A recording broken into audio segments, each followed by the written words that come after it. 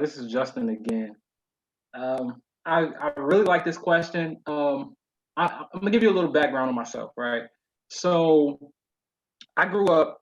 My mother was a single parent, and pretty much I watched her. Um, I pretty much watched her my whole life try to get a degree. So it was almost like it was in me from a young age that I was going to college. So I never had that mentality where I wasn't going. But as how did college benefit me? Um, I can tell you this: as a software developer, um, the connections that I made and the internship opportunities that I got in college, I it's harder from to be completely honest with you. I feel like it's harder to get the opportunities that I've had without the connections that I made in college. I've gotten my first job at a corporation was I worked for State Farm as a software developer, and the only reason why I got that is because they were hosting career fairs on campus, and then people on campus knew me, and that networking effect really took place in college. And I think like, and fast forward to now where I'm working in Microsoft and I live in Seattle, and my network actually isn't that big. Um, Finding different jobs is actually even though I graduated from college, it's a little it's different. But I will say that going to college definitely creates you're able to create a network, and there's several other reasons, but that's the biggest one that I would say right now. Oh, Calico here. I want to just kind of harp on what Justin said. The main thing was like networking. You just introduced to many other people, whether it's your professors or whether it's your classmates. And another thing is diversity. I mean, you go to a college campus, you see people that's probably was at your neighborhood, not at your neighborhood, from a different state. One thing I learned about, like, for example, you learn different things. For example, went to college. I didn't realize there was so many different ways to play spades. Like you got deuces wild, you got joker joker big deuce.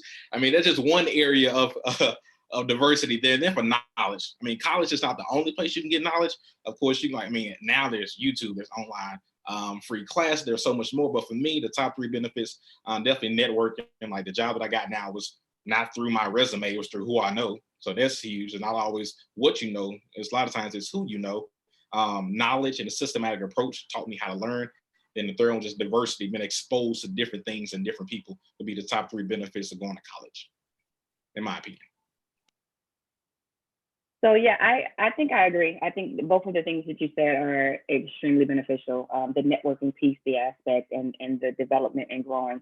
I also am a firm believer, though, if I have to be honest. So I went to a community college, and then I also left there, and I went to y'all don't kick me off the line, but I went to a PWI. Okay, so I went so I went to a private Christian college here in Jackson, Mississippi, and to be honest, my perspective about college shifted when I got older. I did the thing that I thought you were supposed to do. I went to school. I saw my mother do it, like you, Justin. I grew up in a single parent home, and so I watched my mother work constantly.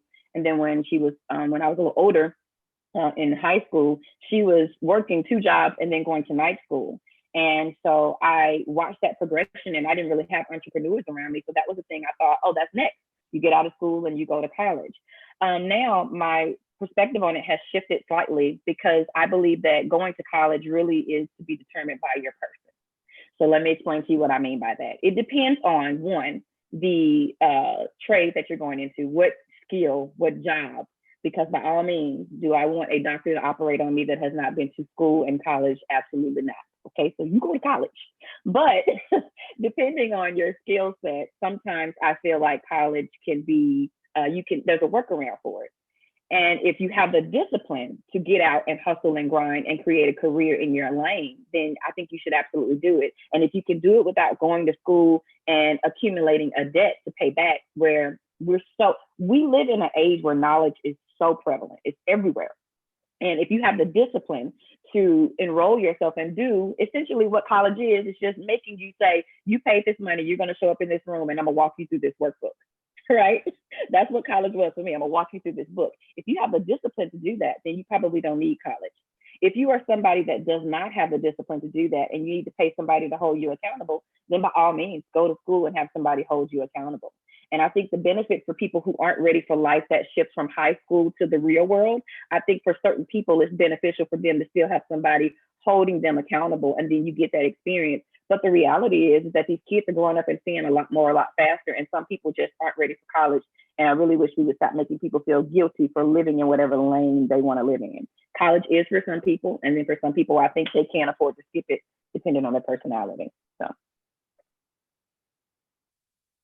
Wow, I totally agree with every single thing y'all said. Like connections, knowing who you are, even before you go into college, is so vital and important. But we also have another question in. This question, I don't know who it's coming from, but this question is, hey, bro, what is a certain systematic injustice that personally affected you, and how did you overcome those barriers? I think for me, it's being a double minority, and of course, I grew up and went to college a long time ago, like centuries ago. But being a double minority definitely has affected even some of the advances that I did or did not make. And I'm sorry. In life.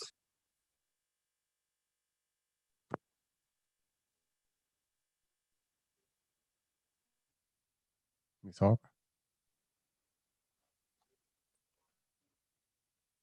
Well, I guess somebody else can pick it up from Ms. Lee Harper until she gets back with us due to these technical difficulties.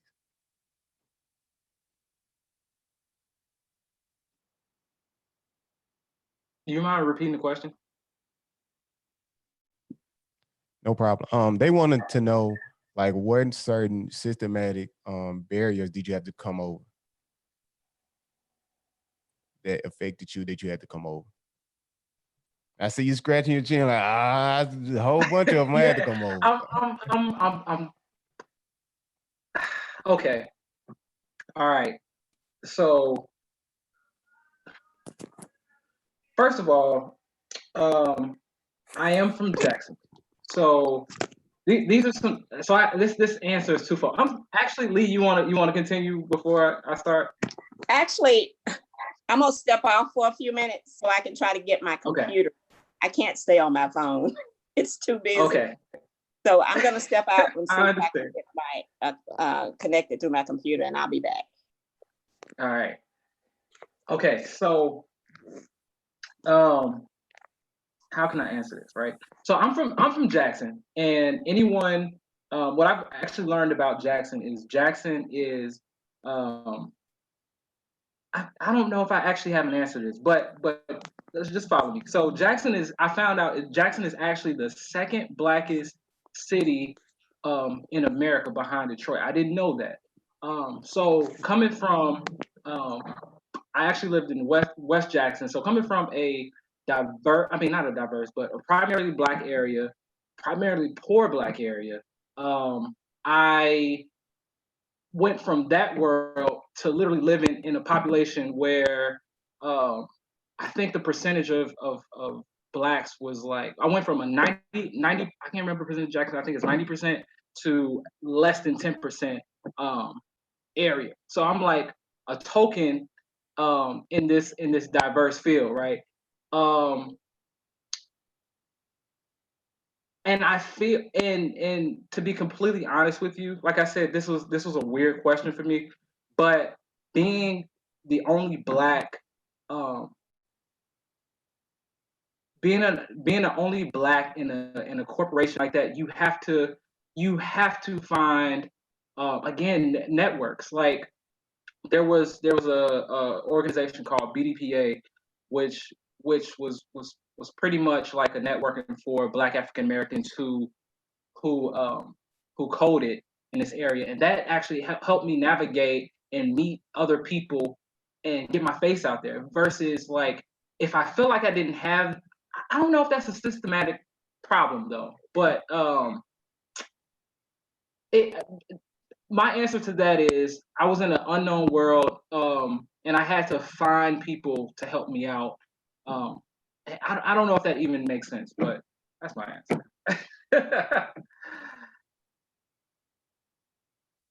Yeah, I feel like it did make sense. It made sense to me. I just think the point of view you were coming from probably be different than everybody else's systematic view, but I definitely agree with you. Right. So I'm gonna jump in here and talk about me. I want to pick up where Miss Lee was leaving off with the double minority deal with being a Black female, because I think that perspective is a little bit unique now, especially with her not being on here. So I'm the only female to represent that double minority here. I am in a heavily populated, even though I am titled here as a brand strategist, being in media, radio, and also for a stint, I was managing talent. And so I was promoting, marketing, managing people in a world that was predominantly male dominated. And then also being in a white male dominated market with radio at times for the most part, even though I did hip hop radio and urban radio, I still had to have my fair share of coming up against the things that came down on me as far as being a woman.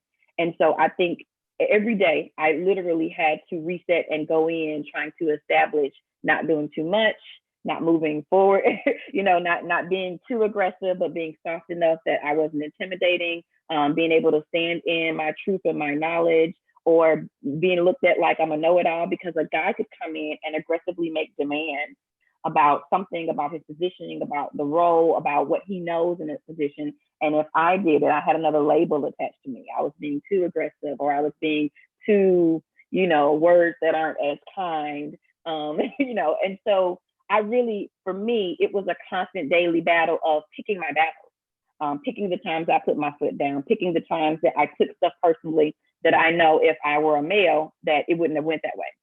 And so it was a constant thing in my head of me trying to play and say, okay, is this a moment that's really worth me sticking my neck out and saying, hey, I don't agree with this, I don't want to do this. It was constant. And over time, it's gotten easier, because for me, what shifted for me was my ability to just decide that I was going to stand in my truth no matter what. And if I put the people that I serve at the forefront of everything that I do, then any decision that I made, to me, would be based on that. So does this decision support my career? Is this going to be something that is going to help me to grow? Is this a situation that I can afford to have that head button, that run in with this person? But ultimately, the way that I overcame it was really, it just had to be by trial and error, by fire. And it really is a matter of picking your battles. I'm not sure if the question was, how did we deal with it? Or if you just wanted us to talk about, what the perspective was for us. But the way that I dealt with it really honestly is really getting a read on whether this situation is worth my if it's worth it. It's like picking your battles in a marriage at the end of the day. At the end of this, when I come out of this on the other end, it's just going to be something that is the situation worth me risking it going wrong. And so, but anyway, dealing with that, it was a constant battle with whether it was guys hitting on me, whether it was inappropriate comments, or whether it was me having to be paid less than what I'm worth. And when I know my counterparts were being paid more, it's just a constant thing that you just constantly have to deal with. And I think the world that we live in, we're really just getting to a place with the whole, feminist thing and the whole Me Too movement and not here, really getting to a place to where we're publicly saying, we're coming together collectively to say that we should put a stop to this. And I'm really excited to see the movement, and I'm really hopeful that it'll begin to infect our communities in a more impactful way. I would say one of the barriers that I've had is just being chocolate, but working at a predominantly vanilla church. And so where I come from, like when I preach, it's a conversation. Like we're talking back to each other. We're saying amen, we're shouting. But when I got to this church, and it's a diverse church, I love my job. But they don't talk back to you. You don't know that you did good until after the sermon. They say, hey, you did really good. Or they're like taking notes. And then also just sometimes different cultures don't understand your specific perspective. Like they don't understand why I have a little anxiety if I see a cop, not because I did anything, but it's because what we see on the news, just because of the way I look and just because of the stats. Like I could be not even speeding, but if I see a cop, like, I just get a little bit nervous, and they can't seem to understand that. So the way I kind of go through that is, try to adapt to their culture, but also stay true to myself and find that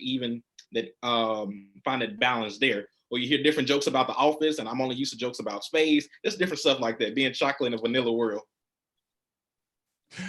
I love that. I love what you just said about that. Yes, you see that so much, especially down south. If you live in down south, and you live in Houston, so I know you probably get that, deal with that so much, deal with that a lot.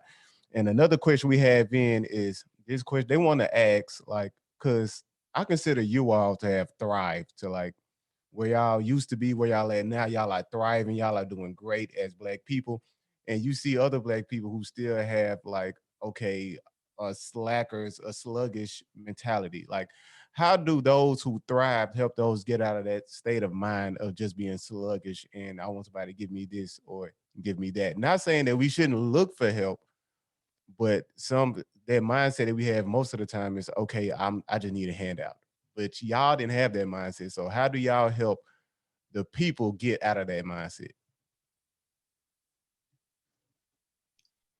I think for one thing, we all have to acknowledge the fact that there are some problems when it comes to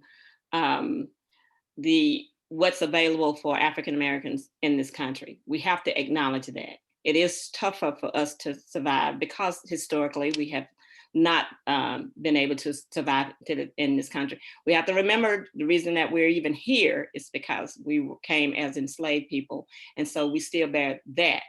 That doesn't say and doesn't mean that you stay in the condition where you're found. And it is hard. It is not an easy thing to kind of swim against the current, but it can be done. Salmon show us that all the time. They swim against the current. But at the same time, you have to say to people that just because things are against you doesn't mean that you have to accept things the way they are. You change your situation.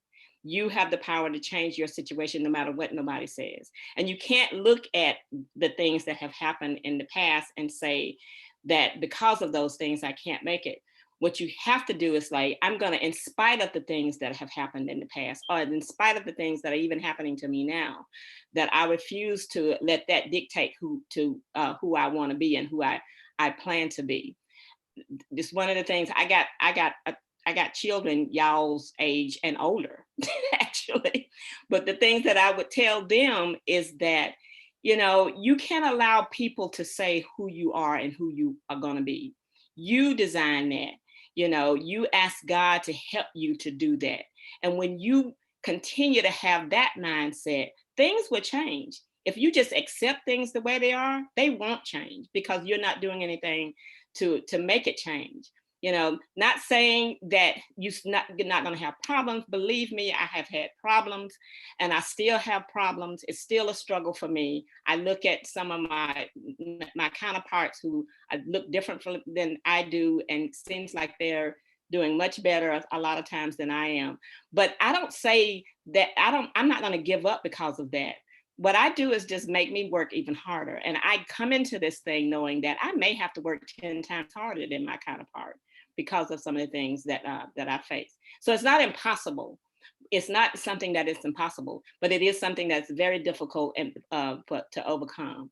And so that's the only thing I know to say to people: trust God in everything, and then and put Him first in everything, and then work your butt off to make it happen, whatever it is that you want to happen. And I'm glad to be back. Sorry, old people don't know technology like y'all. That's good stuff. So in other ways that we can help is simply just by being an example, and then just being sure like to go back and to share our stories about how we made it. And also, Lee, what you said is so key. Just it has to be a shift right here. Like life doesn't just happen to you. You got to make it happen. For example, I started college ministry at Mississippi College called Lighthouse Ministry back in 2008. After I had graduated in 2012, I just said, what's the worst that can happen? I went to the vice president and say, hey, here's a ministry that's reaching a underserved population of the campus. In so many words, I had a little more tact, but I think y'all should hire me. And then they hired me and I got a job, continued that ministry that I started. So I could have said, well, they don't want me here, or this is the only Black ministry, but no, Don't let life happen to you. You got to make it happen. It starts with a shift right here. And the things that we can do is be an example and reach back and empower people to be all that God has called them to be.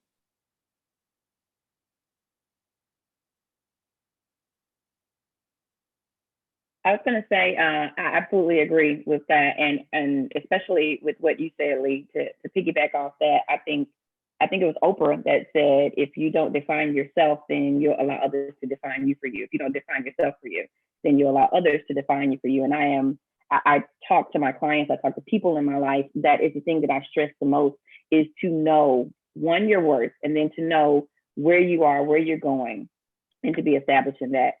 Shameless plug, I have a podcast, and the the episode that I uploaded today is about, ironically enough, it's about the secret sauce to success, which is mindset.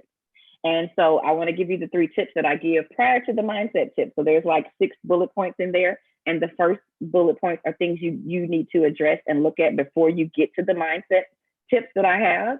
And the first thing, mindset is everything, because I am a firm believer that even if I give you the blueprint to success, even if I give you all the tools and how to do something, if your mindset isn't where it needs to be, then you can still be unsuccessful.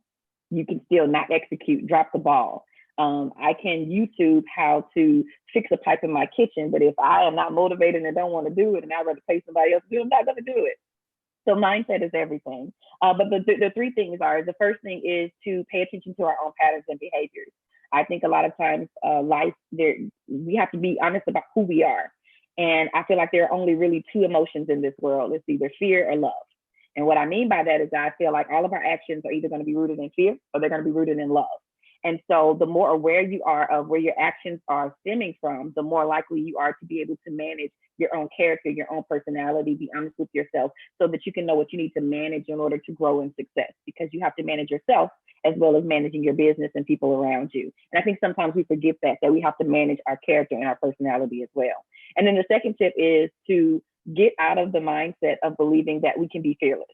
Accepting fear is really the second tip, is because I think we really get hung up on this ideal that we can be fearless in this world, but fear is always going to be a part of who we are. It's always going to show up and rear its ugly head. The idea and the smart thing to do is to make a plan for attacking fear.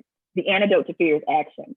So you say, when fear does rise up, when things do happen that makes me want to stay in bed, that makes me want to resist, because if you're going to live this life and be successful, something's going to happen in your life that's going to cause you to feel stagnant.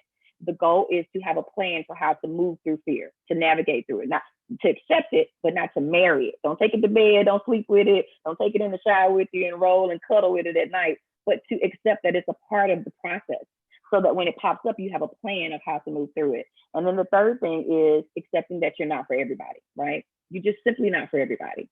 The sooner you accept that and understand that, okay, I can focus more on the people that I'm for and not pay attention to the people that I'm not for.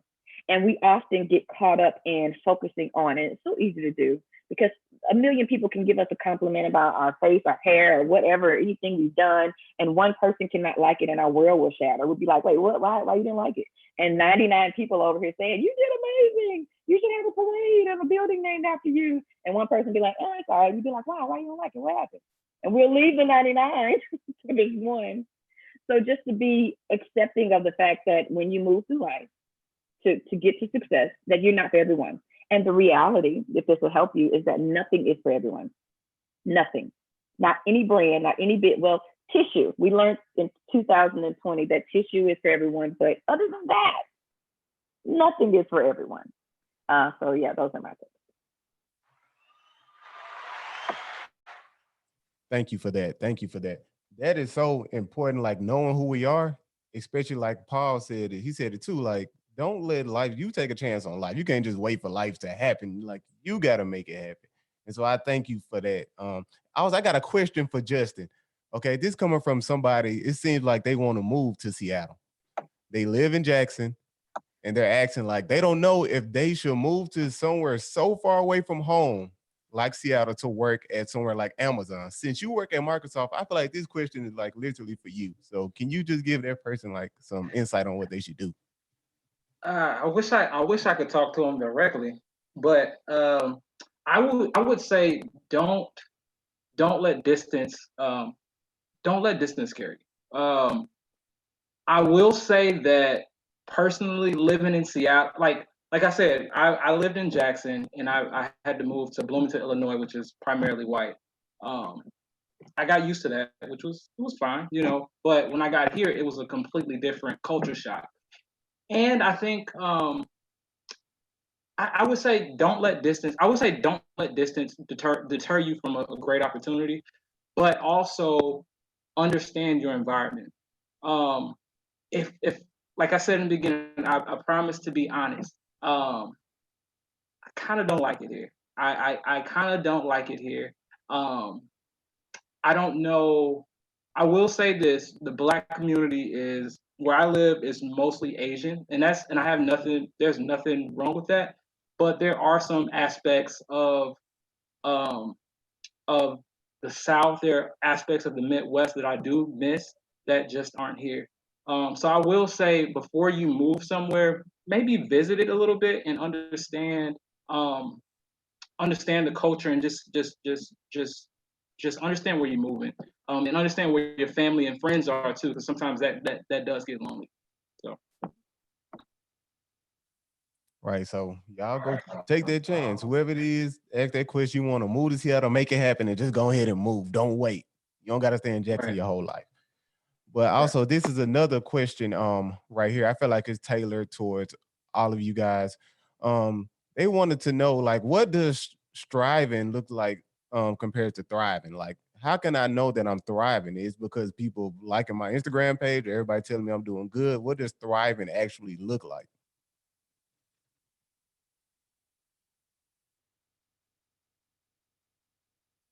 Thriving, you decide that. The minute when we society to define that, we would get lost in there. So you define what thriving looks like. Like for me, like I'm trying to lose weight. So right now, for me, thriving is getting 15,000 steps a day. Somebody else, it may be, burning 3,000 calories a day, and I can't keep up with that. And so you have to define what thriving is for you. And of course, me being the pastor, got to put it here. When you're thriving, it's when you're walking in obedience and faithfulness to God's word. Like I don't care how much money you make. I don't care where you work at. If you're fulfilling the Great Commission and you like sharing the gospel and making disciples, you're thriving. All right. If you're obeying the great commandments where you're loving God and you're loving others, you are thriving.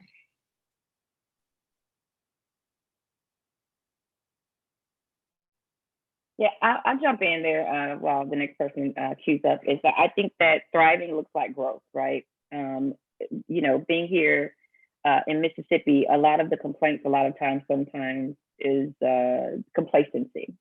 That people feel complacent in their job, and it's not just here, but people often talk about it here, and so that's what I hear. But the complacency of being in a space for too long and not feeling like there is progression. Of course, by definition, it's, growth and prosper and moving forward, thriving. But I think when you look around and a year later, you still don't feel any further ahead than you were, or you aren't doing any things, or what you're doing is not pushing you forward towards your goal, then I think that would be the moment you realize maybe I'm just surviving. Maybe I'm just day to day doing the routine. I've gotten in the habit of doing whatever's next. I think a very essential part of thriving is for you to actually develop a plan. And you can't develop a plan until you use your imagination and your creativity and your thought process in your brain to say, where do I want to be? And what does that look like? A lot of times I'll get entrepreneurs in front of me that have never imagined what the most successful aspects of their business look like. They know they're in business, they jumped in business, and they just started working and moving. And 9 times out of 10, if you have just started doing and you're just doing, and you realize that 1, you don't have a plan, 2, you haven't visualized in a detailed way what your end game is supposed to look like, then it's very possible that you're surviving and in a loop. Because if I say, hey, let's get in this car and let's travel, and we jump in a car and we're traveling, and we get in a car and we're going to say, okay, we're going, let's go. And if the destination is China and we haven't said out loud to either one that we're going to China, we don't realize that this car isn't going to be enough to carry us here. So at some point, it's not going to be enough. And we're just going to be making circles around the country until, I don't think anybody's going to China now, so it's probably a bad example, but still. the point is that you have to have a plan, you have to have a destination. And I think that's the difference between knowing if you're in just survival mode and day to day, as opposed to if you're thriving and you have set the goal and you realize, oh, I'm a step closer. Oh, I'm a step closer. Oh, I'm a step closer. I think that's what it looks like. Yeah, I would definitely agree with that. I think, and you used the analogy of a business, and for me that's the perfect way to kind of explain it, especially as again as a person that was in business. That when I started my business, you know, I was trying to get there. I was trying to get to a place. I knew where I wanted to go. I knew what I wanted it to look like. And so I spend a lot of time trying to get there. If I ever got to the point where I stopped trying to move, you know, it's like you always got to be moving.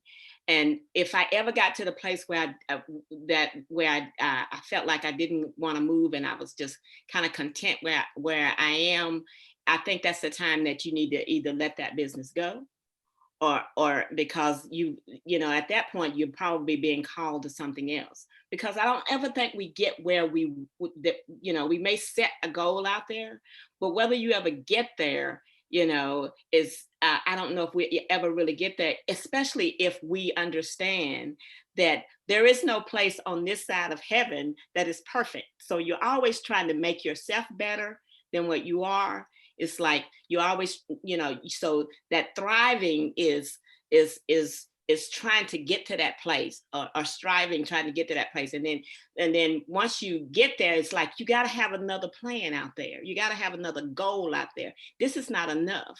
You know, it goes back to what we were saying about how do we get people to move from where they are. It's because they have just settled in what they are. And you can't do that. You know, you can't, you should never be satisfied. Even at my age, you should never be satisfied at just where I am. It's like, it's gotta be always something better out there to look for and to get to. Let's say one more real quick thing, like thriving and striving are not necessarily mutually exclusive. For example, like I feel like I'm thriving spiritually, but I'm still striving. You don't get to this point, this pinnacle in God, like, all right, I know everything. No, I'm still thriving and striving at the same time. Just to harp on what the ladies just said, like the goals, they move you forward. Like you have a plan, and not just the spiritual part, but spiritually, physically, where you're going to be professionally, emotionally, and mentally. You get to some goals and you have a plan. And then when you look at that goal, because you define thriving, you define success. So when you look at those goals and you measure them day to day, week to week, you see where you're thriving and you see where you're striving at.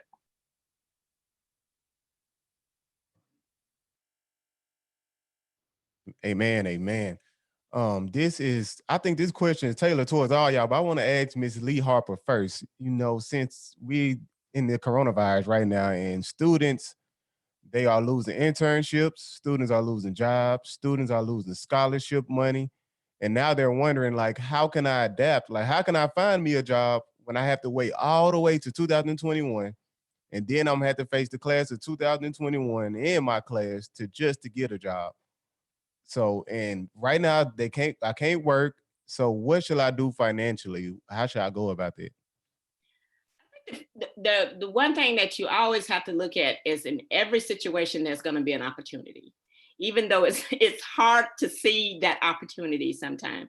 And so what this has done, especially the fact that we can't do much of anything except be at home, don't let your mind just wander. Let your mind be productive in thinking about where you want to be. And even in this climate, how do I get there? I had to reposition my whole office and the way that I do things because I could either one, sit around and try to wait till something come to me, and it just ain't gonna come to my house. It just doesn't do that. Or I can figure out how I can make this happen even in this situation. It's a great time to sit down and have this, you know, this terrific talk with yourself and come up with some great ideas. I'm sorry, my TV came on by itself. And you know, and make plans that that will still get you where you need to be. Understand what's going on, be aware of what it's going to mean. Listen to what some of the projections are out there and how that's going to affect you. And so it's kind of remaking your plan, which is all right. There's nothing wrong with that. It's remaking it and thinking farther than maybe just getting that degree and knocking on somebody's door. You know, it's recreating that which you want, but doing it in a different way. And so using even a situation like this as an opportunity, you know, it makes you think differently about the direction that you want to go in. That doesn't say that it's going to be easy that for you to get there, but it does say that you're creative, you know, and you want to be as creative as you can be. I think for people like me, it's an excellent opportunity, and this is how I have viewed it, to start talking to people about their finances. It's like, you know, if this happened in another 10 years, you know, what have the lessons of this time taught you about how you're going to plan your financial future? You know, and so I use it as a way to sit down and talk to people. Well, talk to people on Zoom, but I use it it became an opportunity for me because for myself, I had to look at my own finances. I'm one of those people that's close to retirement, and when I start seeing the financial markets go crazy, I got money there, and so they got money in there that's going to have to help me survive for a long period of time, you know. And so I started getting nervous about that. And so if I'm thinking that way, I'm thinking other people are thinking that way too. So that's an opportunity for a person like me to say, so what are you thinking about if this type of thing happens 5 years from now, 10 years from now? How do you position yourself now to address the things because something is going to happen. It may not be as big as this, but something is going to happen 5, 10, 15 years from now. So I view it as a way of being creative and coming up with different ideas of how do I plan. I'm going to use this time for planning. You know, who do I need to call? And some of you need to call and talk to me. You know, this is a great time to talk to somebody like me, because we are forced to think about those type of things because we have clients that we got to sit down and talk to.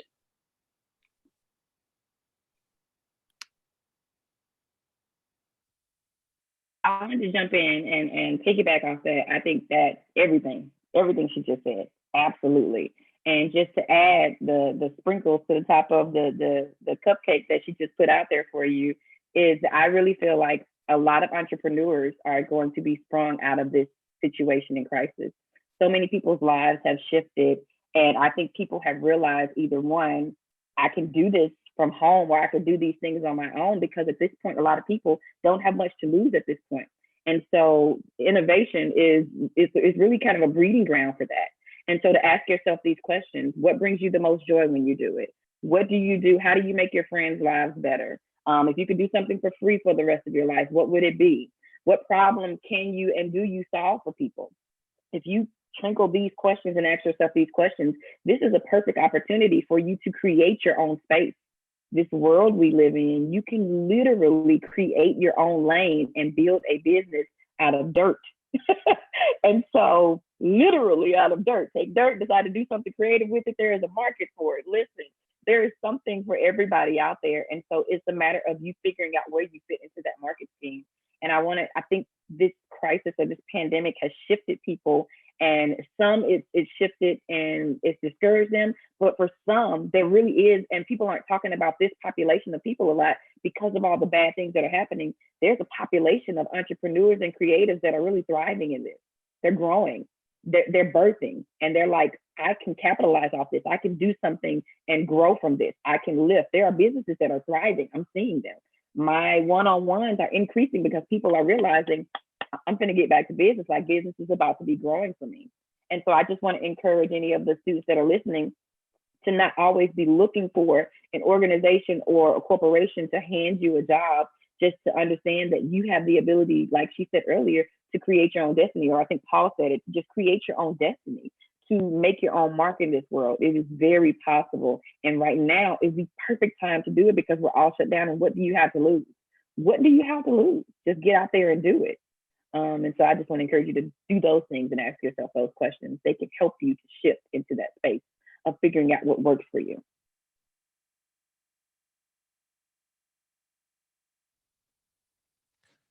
Awesome, awesome. We got like 5 more minutes left up on this live stream. I wish we can go about at least 2 more hours with y'all because y'all got some valuable knowledge y'all been dropping lately. But I'm gonna ask each of y'all a question. Can y'all give me like a 2 minute answer? I know y'all might go 3 or 5, but hey, who cares? I want to start off with Justin. Even though you work up in the corporate space, the job that you have is not easy to come by. And just for someone who's out there trying to get a job as high as a level as you have, what are the steps they need to take to move forward so they won't be sat stagnant and just work at AT&T and selling cell phones, but they want to do something big like what you're doing? One thing that someone mentioned earlier is in your free time, learn something. Um, I think somebody also mentioned set goals. Like if you want to be, and I'm speaking from a perspective of a software developer, if you want to be a software developer, understand what that means, set a goal for that, learn everything that you need to accomplish that goal and attack it. The second thing that I'll bring up again is networking. Go to websites like LinkedIn and make sure that you have your resume ready, present, and all that kind of stuff and up to date, and then reach out to people that you know or that you might know. For instance, I'm a Jackson State alumni, and I get random people send me requests more now that I work for Microsoft. But if I see somebody from Jackson State, and I don't care if I know you or not, and I see that you study computer science, every corporation that I've worked at has a referral program. And if I refer someone that they accept, I get paid off of that. So that's something that I feel like a lot of people don't talk about too. Is there's like if you reach out to someone for a job, um, uh, they benefit from that if they get hired. 2 minute, it was a 2 minute answer. So short answer: set a goal, learn, tackle it, and find somebody who's in that role and reach out to them. Thank you, Justin. Thank you for that. I think that helps out a lot. Um, Also, let me get to Paul because he has to go. So, Paul, I want to ask you, for someone who's coming out of college and they want to get into ministry, but they say, I'm not financially ready for ministry. I don't know if God's going to provide. Like, what steps or what do they need to do to really push their foot forward? Like, what pushed your foot forward for you to just jump straight into ministry after college? You got to be called. Like since I knew that I was called, that gave me, the inspiration that I need. But like a plan and a process for them to do is, first of all, be a faithful member of a church already. Submitted to your pastor and serving. Like it starts there. That's where you grow. If you don't have the money for seminary school, study God's Bible. Like I'm gonna be honest, I love seminary. I went to New Orleans Baptist Theological Seminary. I love it. Seminary didn't make me a better preacher. Like I already learned that, and I already know how to do ministry. It has, it enriched me, and I got access to more books and things like that. But when that call is on your life, you don't need a degree or a diploma. Now, if God, lead you that direction, I believe be as prepared as you can be. And so I would say, get in church, be committed, start serving, get in God's word. Like before I can serve God publicly, I gotta be seeking Him privately. So be a part of a church, seek after God, and then learn on your own. As Miranda said earlier, it don't have to be necessarily through school. Like you can learn, listen at different YouTube or podcasts, but get in God's word, and then from there, it's a faith walk. Like I didn't know that, I didn't know this Mississippi boy would be working in this big old state of Texas. So a lot of it is just trusting God. So prepare yourself and trust the Lord. Thank you, Paul. Thank you. Now for Miss Joyner and Miss Lee Harper. I think these questions are for you all, especially. I love to see like strong Black women in business. I feel like it inspires me, and I feel like it inspires men as well. And I know it can be intimidating to a male as well. And so just women, they want to know, they're asking if you guys can just give a little bit of feedback. How can I be dominant up in a mostly dominant male job? Like just for you, Ms. Joyner, you are a brand ambassador, you work in media, and I know it's hard for women to work in media because they're looked down upon, like their words don't mean nothing, what they're talking about, they don't know what they're talking about. So can y'all just give us just an example or how these women can just better themselves and just be prepared to step into the fire? Because I feel like y'all stepped into the fire and y'all came out good. I feel like y'all came out great. And so can y'all just give us some insight on that? Ms. Harper, would you like to go first or would you like me to go first? Okay, awesome. So thank you for that question. I stopped working in radio in 2017. I was off and on for about, I don't know how many years, from 2003 off and on to 2017. So I'm really not in the media as much as I used to be. The world that I live in now, with working with a lot of creative entrepreneurs and business owners, this world for me, I think the thing, if I had to give advice to a young woman, especially a young Black woman who has that double minority, that double deal standard that we deal with, is to really just stand in the truth of who you are. I can't wake up every morning and not pretend that me being a woman doesn't impact the way that people work with me and that I show up in this world. I think owning that and embracing that and not using it as a weapon, or two, as a reason to not strive and not move forward, not speak up, not have a voice. If at the end of the day, whatever you do, if you make the focal point of you showing up in your business and in your world about the people that are around you and the people that you serve, I think it's the best way to win. I'm not saying to not focus on the things that affect us when situations come and arise, but I do feel like that when you focus on the people that you serve, the purpose that you were put on this earth to do, when you stand in that unapologetically, then everything else is going to work itself out. The things that we deal with, I think, as a woman and as African-American women, are a problem, and they're problematic. But then there are also things that Black men deal with that are problematic. And there are also things that other people deal with that are problematic. And so at the end of the day, the reality is that problems are going to come. They just look different for everyone. So the goal is to just figure out how to navigate through these things and our own individual challenges based off of who we are. The name of the game for any entrepreneur, for anybody in this world that is thriving, that is moving ahead, is that they are key problem solvers. And it's not just solving problems that are based on your trade or what you do, it's also solving the problems that come to challenge you.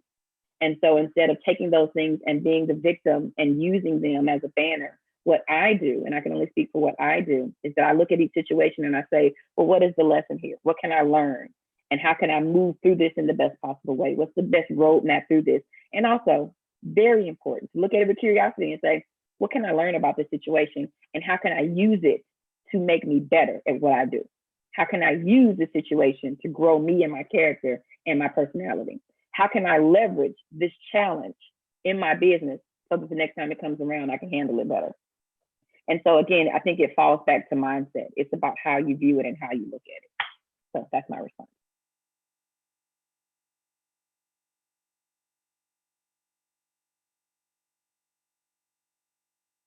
I think I definitely agree with, she kind of just took the words right out of my mouth and my mind. For me, I think one of the things I had to learn early in life, and I even think when I was even in school, is that I can't look at myself and the way that I look and the fact that I'm a female, the fact that I'm an African American, and say that that's different, even though it is. But it doesn't affect what I think about myself. But the other thing is, what you project to other people is going to be just as important. The fact that I work in a male-dominated industry. If you're doing financial planning, financial advisors, most of them are going to be male, and most of them are white male. It's a white male-dominated industry, and so it was a little intimidating when I walked through the door, and every picture on the wall was a white male. It's 7:30. And usually those are the people that are doing well in the company that was white male. And the guy that hired me was a white male. And I said to him, I said, my picture is going to be on that wall one day. And he said, I believe it, and which for me, that was great, because I wasn't expecting that answer. I thought he was just going to laugh it off, but he said, no, I believe that. It took me 3 years, but my picture is on the wall. My picture is now on the wall.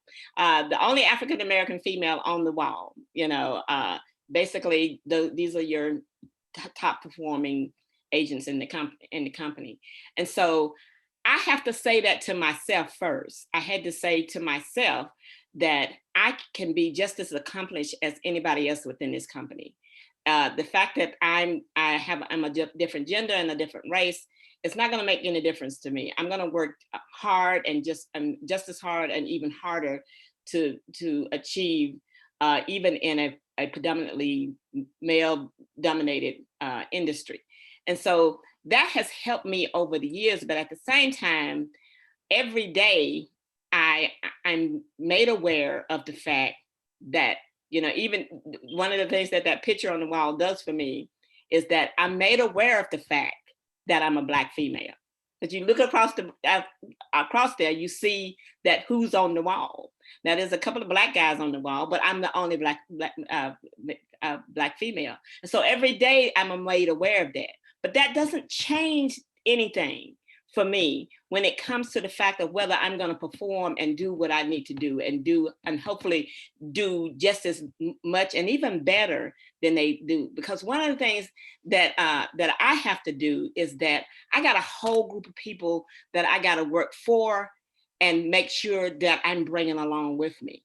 And so that's one of the reasons I have to work even harder, because there's a whole group of people that are young people like Ms. Joyner here, and young people that I'm talking to that I got to bring along with me, that I have to be able to say that don't let this bring you down. Don't let this stop who you are.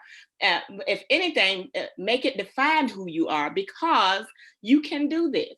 You can do this. And so, you know, yes, it's not easy, but at the same time, you know, it can be done, and I'm still working hard at it. I don't say I've made it. I'm still working hard at it. You know, who knows? Maybe one day I'll run the company. You know, I'll put that as a goal. I'll run the company one of these days. Thank you, Ms. Harper. So I guess we have ran out of time, you guys. First of all, thank you, Ms. Joyner. Thank you, Ms. Lee Harper. Thank you, Justin.